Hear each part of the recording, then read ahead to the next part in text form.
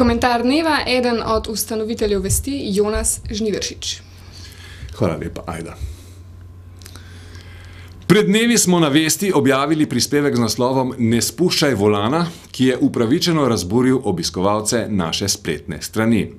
Stališče našega uredništva je, da takšen prispevek ne sodi na Vest. Naš moto in slogan je spoštuj vsako vest in vse ljudi, v tem primeru smo ga po nepotrebnem zanemarili. Prizadetemu policistu pa naj je ravnal pravilno ali ne, o tem v našem uredništvu še vedno teče vroča debata, se najiskreneje opravičujemo. Kljub neljubemu spodrsljaju, za katerega v uredništvu prevzemamo vso odgovornost, pa je treba poudariti, da sta oba vpletena novinarja dragocena člana našega uredništva, ki sta se tokrat iz osebnih razlogov po nepotrebnem zapletla v omenjeni incident in izgubila razsodnost. Navsezadnje smo samo ljudje.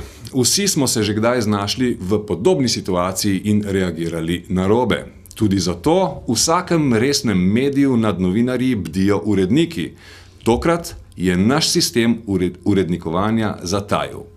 Še enkrat se v imenu uredništva opravičujem, prispevka pa ne bomo umaknili, ker ne verjamemo v takšno popravljanje zgodovine.